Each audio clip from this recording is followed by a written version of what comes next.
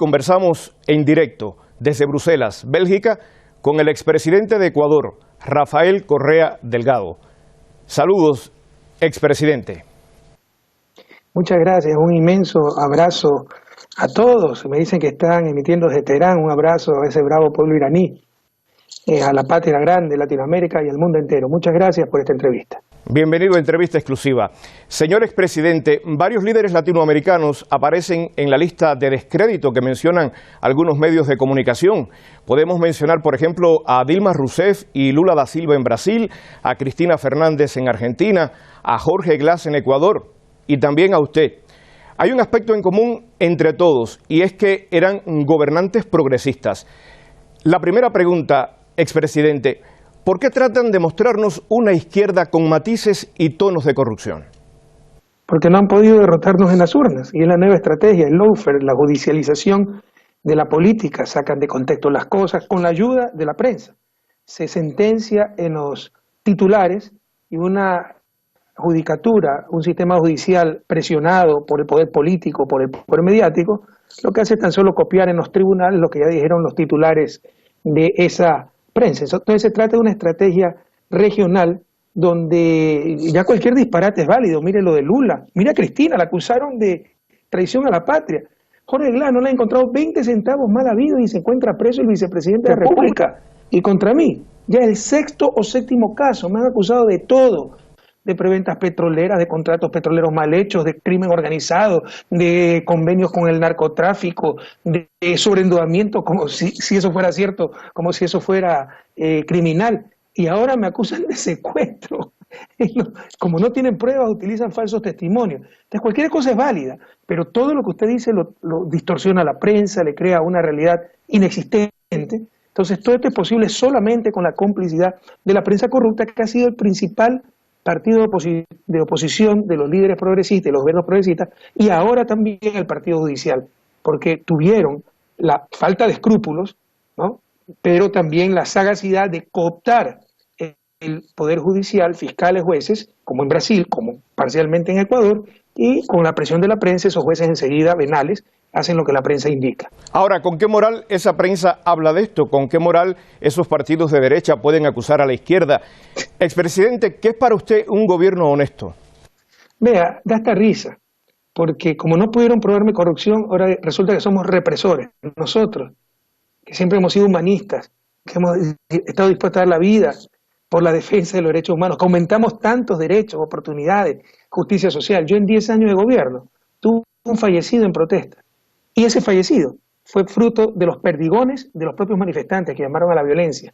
No hubo ninguna muerte consecuencia de la policía, torturados, desaparecidos.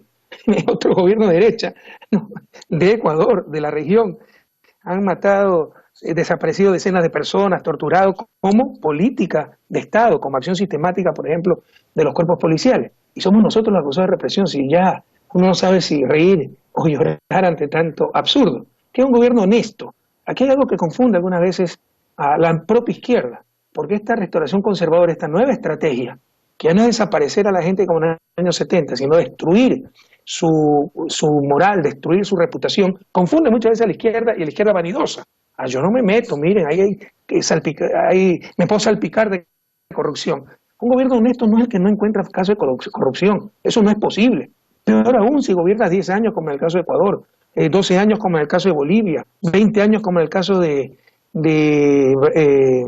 Venezuela, 16 años como en el caso de, 12 años como en el caso de Brasil, 8 años como en el caso, 12 años también como en el caso de Argentina.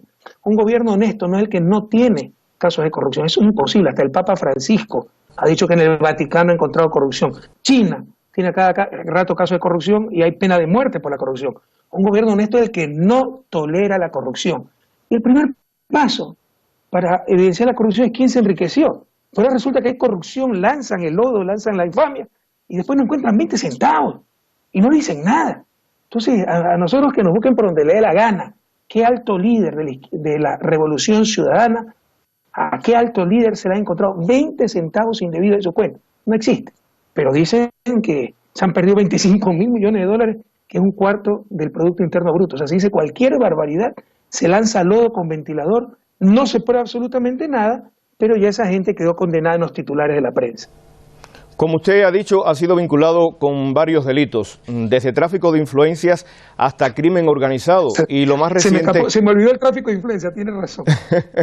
Hasta lo más reciente, bueno, el caso Balda, le propongo conversar sobre esto, porque la jueza Daniela Camacho acogió un pedido de la Fiscalía y ordenó prisión preventiva por su presunta participación en los delitos de asociación ilícita y secuestro. También he leído que remitirá oficio a Interpol para la captura con fines de extradición. Expresidente Correa, visto así, y aunque usted acudió al consulado de Ecuador en Bélgica, se podría pensar que Rafael Correa es prófugo de la justicia ecuatoriana. ¿Qué argumentos podría exonerarlo de este proceso y con qué recursos cuenta su defensa para demostrar la inocencia del expresidente de Ecuador? Mire el error, con todo el respeto que comete, demostrar la inocencia. En un Estado de Derecho se demuestra la culpabilidad. El Estado normal es el de inocencia, la presunción de inocencia. Ellos tienen que mostrar culpabilidad. Usted tiene razón. En el Ecuador de hoy en día uno tiene que mostrar la inocencia. Y es tan ridícula esa orden de detención que pese a que oficiaron a la Interpol no ha hecho el más mínimo caso. Bélgica no le ha hecho el más mínimo caso, ni lo van a hacer, porque son estados de verdadero derecho. Saben que son vulgares, bastardas, perdóname la expresión, persecuciones políticas. ¿Qué me hicieron a mí? Primero me vinculan a un caso de secuestro que me entero por los periódicos, que ocurrió en 2012. La propia víctima, que es un delincuente confeso, con más de 20 juicios, dedicado a actividades ilegales en Colombia, la propia demanda por ese secuestro en Ecuador. Y no me acusa a mí. Pero ya en el 2017, cuando hay el rompimiento con el actual gobierno, hemos preso a Correa. Se ponen a pensar y dicen, aquí hay una oportunidad. El secuestro de este señor Balda en Colombia, como podemos conseguir presidente. Y efectivamente, resulta que un policía que no conozco, nunca he hablado con él, dice que el propio presidente lo ha llamado 2 veces por teléfono para decirle que secuestra a Balda y después, cuando fracasa el secuestro, apoyo. ¿Qué presidente de la República llama a un policía, por el amor de Dios? Hoy día salió una grabación que dice, más aún, que se ha reunido varias veces conmigo. Ese puro falso testimonio, eso no resiste el menor análisis.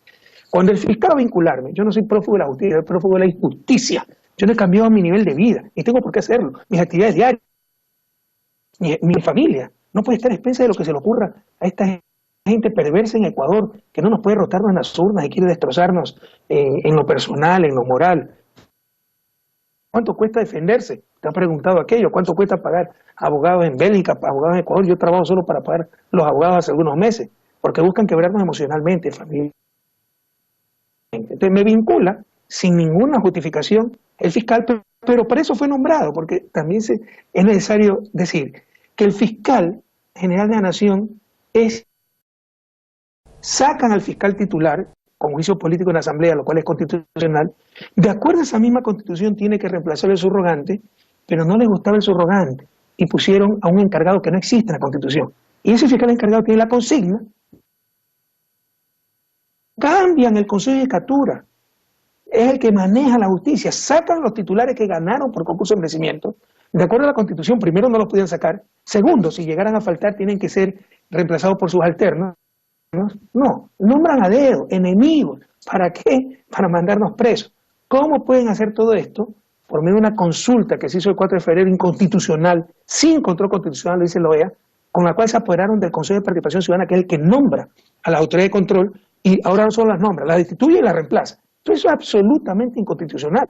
Pero usted escucha hablar de Venezuela, de Nicaragua, jamás escucha hablar del golpe de Estado en Brasil, jamás escucha hablar de este golpe de Estado en Ecuador. Entonces, ese fiscal inconstitucional pide el nombramiento, ¿ya? Me vincula ilegalmente, sin ningún indicio, a este caso absurdo, ridículo, cantinflesco, ¿no? Y dice, cuando me vincula la jueza, pide que se me levante la inmunidad como expresidente, de acuerdo al artículo 120, numeral 10 de la Constitución, pero para eso necesitaban 2/3 partes de los votos de la Asamblea. Esos son 92 votos.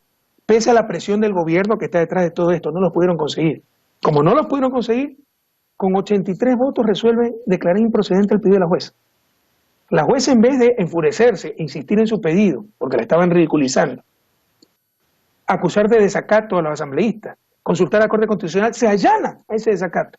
Y en 48 horas me llama a la audiencia de vinculación. En audiencia de vinculación el fiscal pide que me presente cada 15 días en el consulado de Bélgica, porque es de conocimiento público que radico en Bélgica hace un año.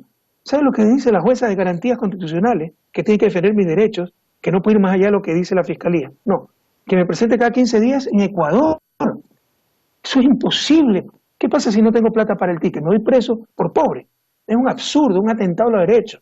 ¿Qué es lo que hice? Me presenté en el consulado. Pedimos revisión de la medida. Mire la mala fe. El 2 de julio tenía que presentarme en Ecuador, entre comillas.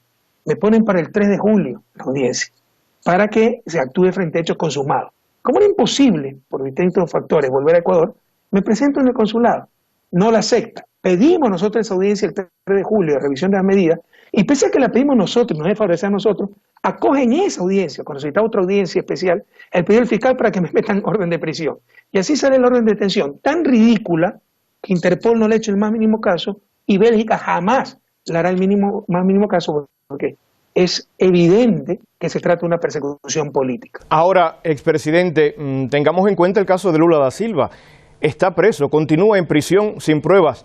¿Podría ser usted el próximo expresidente latinoamericano para que continúe desarrollándose el guión neoliberal contra los líderes de izquierda?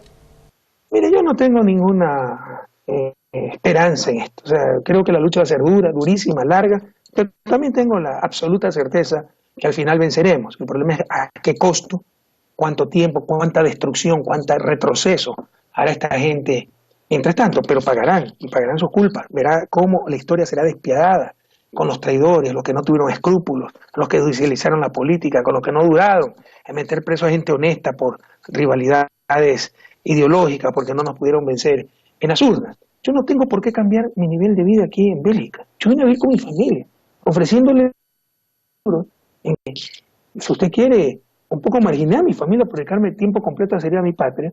Después de 25 años de vivir en Ecuador, mi esposa es belga, les ofrecí venir a vivir a Bélgica. Que allá la gente de mente abyecta se está inventando a cada rato de qué acusarme. Yo tenga que estar regresando al país y que me metan preso. Y eso puede ser que en 3 meses demuestro mi inocencia y me liberan. Regreso, me meten otro juicio, tengo que volver 3 meses preso. ¿Qué nos pasa? Yo no voy a prestar esa payasada. Tampoco me voy a exponer a mi familia esa payasada. Preso nunca van a lograr una extradición. Yo no estoy huyendo de nada. Aquí tengo mi vida como lo he vivido desde que llegué, ¿no? Pero tampoco me voy a prestar a estar en función de estas mentes, insisto, perversas que se están inventando cada día cualquier cosa. Y de aquí lucharemos. Y le insisto, tengo fe en que al final triunfaremos, pero no tengo ninguna fe en el sistema fiscal encargado, que no existe en la Constitución, un Consejo de Judicatura encargado, que no existe en la Constitución, y una jueza que, como le he indicado, ya ha fallado de forma terrible. En lugar de defender mis derechos constitucionales, mis derechos humanos, lo que ha hecho es agravar las peticiones del fiscal y en una audiencia de revisión de medidas pedidas por nosotros, me dicta la prisión preventiva. A pesar de su tranquilidad, de su confianza, siempre existen otras preocupaciones, incluso cuando uno pone la cabeza en la almohada a la hora de dormir. Duerme tranquilo, Correa. ¿Pensó en algún momento que la Revolución Ciudadana, después de una década ganada, le iba a costar tan caro en lo personal? Jamás. Cuando uno actúa con manos limpias y cuando uno, tal vez ese es mi mayor pecado, la ingenuidad, piensa que los demás actúan como uno actúa, uno dice, bueno, 10 años me entregué totalmente a la patria, los logros están a la vista, mi patrimonio es público, siempre actuamos en estricto apego a la ley, buscando la justicia. ¿De qué me van a poder perseguir? No, jamás uno se imaginaba esto. Todo, mayoría en la asamblea, presidencia, 14 elecciones. Tampoco jamás nos íbamos a imaginar la terrible traición de este señor Lenín Moreno, sin precedentes en la historia ecuatoriana y probablemente en la historia latinoamericana. Por su incapacidad y su odio reprimido, sus frustraciones, se ha entregado totalmente a los grupos de derecha, a los poderes económicos, al poder mediático y al poder de Estados Unidos. Nos visitó hace unos días el vicepresidente Pence y en ese momento no se imagina todas las claudicaciones que realmente ya son vergonzosas, retroceso tras retroceso. Como por ejemplo, Ecuador estaba a la vanguardia de la promoción de la lactancia materna en la Organización Mundial de la Salud.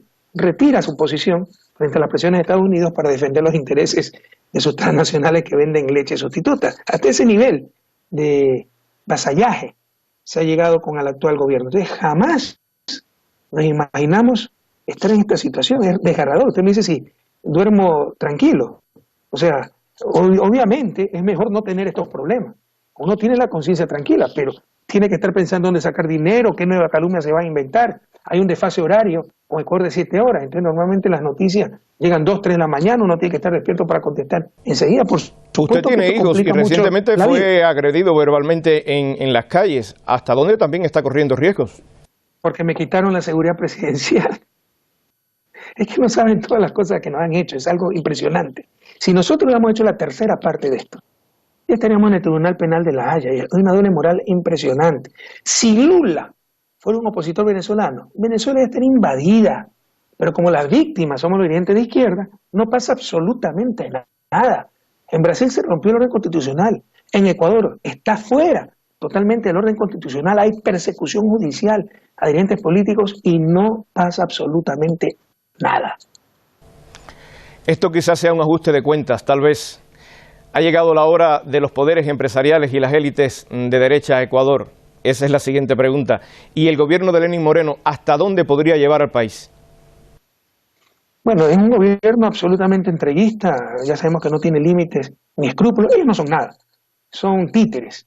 Y mira, los traidores, las víctimas de los traidores, los detestamos a esos traidores. ¿Cómo destruyeron lo que tanto esfuerzo costó construir? Nos robaron el partido político, les dieron la razón a los que nunca habían tenido. Resulta que el neoliberalismo ha sido lo correcto en nuestras políticas, que sacaron a 2 millones de ecuatorianos de la pobreza, nos convirtieron en el campeón de la igualdad en América Latina, tuvimos un crecimiento mucho mayor que el promedio latinoamericano. Resulta que esas políticas han sido las equivocadas, y el neoliberalismo que nos quebró en los 90, eso ha sido lo acertado. Es el mundo al revés. De este gobierno se puede esperar cualquier cosa. Este gobierno es un títere.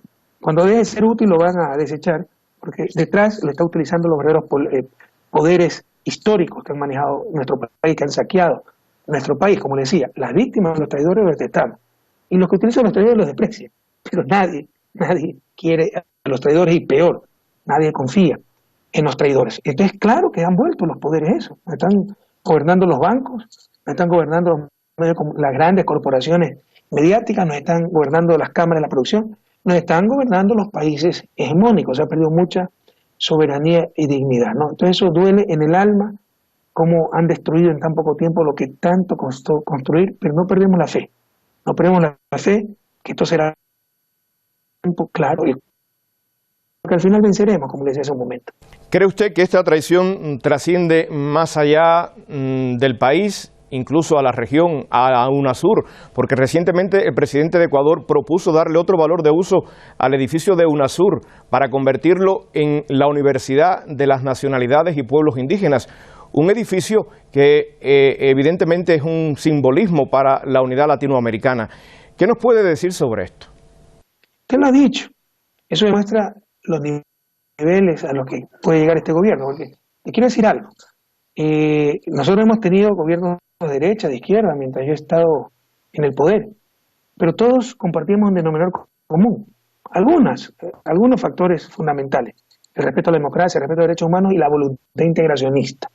Ahora el entreguismo es tal que se quiere atentar hasta contra la integración, y este gobierno está liderando esa destrucción de esa integración, UNASUR. Ellos no pueden ni siquiera entregar ese edificio porque pertenece a UNASUR, pero ya lo ofrecieron a una universidad indígena, entre comillas, que es una universidad indígena, esta es una universidad afro, eso no tiene sentido, que fue cerrada por falta de calidad académica. A esos niveles de retroceso hemos llegado. ¿Cómo van las cosas en Ecuador? ¿Habría que empezar desde cero o confía en la fortaleza de la militancia revolucionaria de Alianza País y también de los seguidores de Correa para preservar lo logrado en su década de gestión? Obviamente hay un acumulado, no empezamos de cero, tuvimos unas elecciones del 4 de febrero en condiciones absolutamente, pero extremas, ¿no? Extremadamente adversas, sin movimiento político. Empezó la campaña el 4 de enero, yo llegué el 5 de enero, recién organizar la campaña, nos censuraron en la prensa, nos bloquearon los spots televisivos, en radio también, nos agredieron, repleta de violencia, distorsionaban todas las noticias, los medios de comunicación, y pese a eso obtuvimos casi 40% del apoyo popular. Ellos saben que en cualquier elección, si yo me presento de candidato, los voy a derrotar, por eso quieren o verme muerto, o para siempre fuera de mi país, o en una de sus aulas, en la aula de la dictadura. Entonces hay un acumulado histórico, ya no es de Alianza País, nos robaron. Alianza País es de la Revolución Ciudadana, y la solución para revertir tanto desastre. Sin embargo, hay un costo inmenso ya, hay mucho sufrimiento, hay años perdidos para el desarrollo, para la justicia social, en una asamblea constituyente. Porque en el sistema interamericano ya no se puede tener ninguna fe. Insisto, pareciera ser que para el sistema interamericano solo existe Venezuela y Nicaragua. Brasil, ¿qué han dicho? En Ecuador, ¿qué han dicho? O sea, cosas tan sencillas.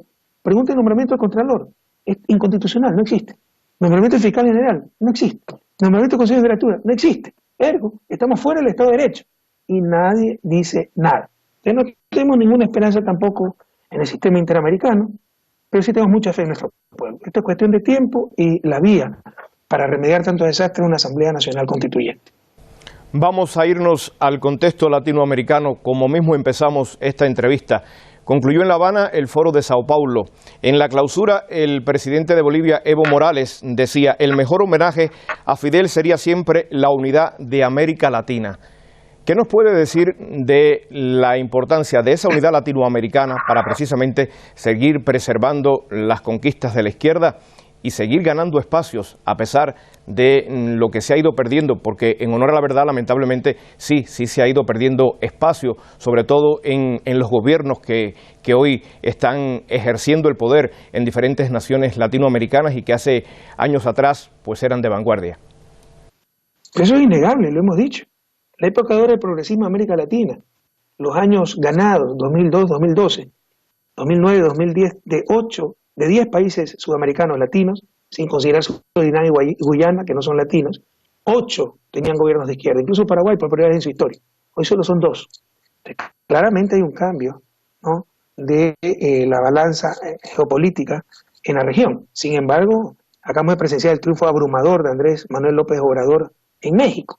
Entonces los ciclos políticos se acortan y así son los procesos históricos. Avanzan, tienen pequeños retrocesos, pero nunca se vuelve al punto original. Claro que si son grandes retrocesos fruto de la traición, pues ya es un problema diferente. En todo caso, mire, hablándole un poco a nivel idealista, ¿no?, ya la patria grande no es solo un sueño de los libertadores, ya como sueño era un objetivo a leer, es una necesidad de supervivencia. Porque países pequeños, con economías abiertas, esta globalización, que lo que busca es mercados globales, consumidores globales, no una sociedad global, no ciudadanos del mundo, será muy difícil que tengan un desarrollo autónomo. Entonces tienen que integrarse en bloques más grandes, por ejemplo Ecuador, Brasil, México, tienen más oportunidades de luchar en el mundo globalizado en forma autónoma. Pero unidos, seríamos de las economías más grandes del mundo, con la mayor cantidad de recursos una de las regiones con mayor cantidad de recursos naturales, con la mayor cantidad de agua dulce del planeta. Seríamos una potencia. Ya no se trata solo de un sueño, de un ideal. Se trata de una estrategia de desarrollo. Se trata de una necesidad de supervivencia, sobre todo para los países pequeños. Y tenemos grandes ejemplos. Tenemos grandes ejemplos. Y tenemos Europa, 28 países que hace unas décadas se mataban por decenas de millones. Y hoy son un solo bloque.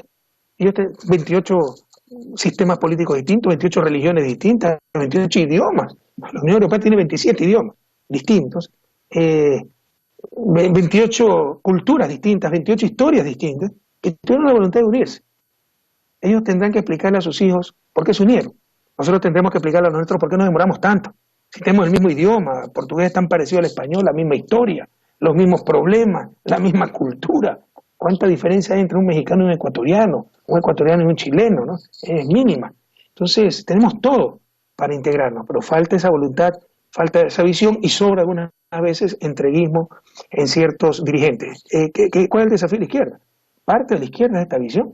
Usted no se puede llamar de izquierda si no busca esa integración, porque esa integración también significa soberanía, significa dignidad y significa tener capacidad de lograr esa justicia social, esa igualdad de oportunidades, porque si usted está expuesto a una globalización que le obliga a reducir salarios, a reducir impuestos para que venga inversión, para que haya competitividad y todas las tonterías que siempre se dicen, no va a haber justicia social, no va a haber equidad, no va a haber igualdad de oportunidades.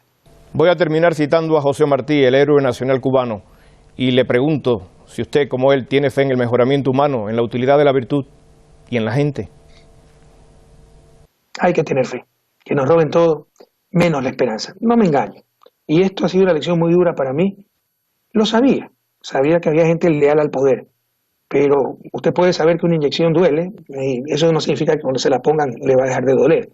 ¿Cómo ha dolido la traición, el oportunismo, ver tanta gente a la que uno impulsó, promocionó, y que ahora, para justificar su traición, ni siquiera se quedan callados, ni siquiera tienen la nobleza de quedarse callados, no, sino que yo era el autoritario, el que hice todo mal? ¿Por qué no lo dijeron antes? Mire al presidente Moreno lo que decía hace 14 meses, que yo era el mejor presidente de la historia, que mi gobierno era el mejor de todos los tiempos, que era el mejor ecuatoriano de todos los tiempos. Ahora soy corrupto, autoritario, represor, asesino, cualquier disparate. Entonces, ni siquiera tienen la nobleza de quedarse callados. Y bueno, fui oportunista, me ofrecieron unos puestos de trabajo, no, sino que tratan de justificar su oportunismo, justificar su traición. Entonces duele conocer la naturaleza humana. Pese a que sabíamos que era así, sí me ha sorprendido la magnitud de ese oportunismo, de esa traición, de esa deslealtad, y sí me sorprendió también la debilidad de la institucionalidad que habíamos creado. Consideré que iba a resistir un poco más las presiones políticas, las presiones mediáticas. Pero así como hay traidores, hay oportunistas, hay gente que sin buscar nada a cambio sigue arriesgando la vida día a día en Ecuador por defenderme, por defender la Revolución Ciudadana, por defender la Patria Nueva. Por esa gente valió todo la pena. Por esa gente hay que seguir creyendo. Gracias por su tiempo, expresidente. Gracias a usted, con Rafael Correa Delgado, expresidente de Ecuador. A ustedes también, gracias por su atención.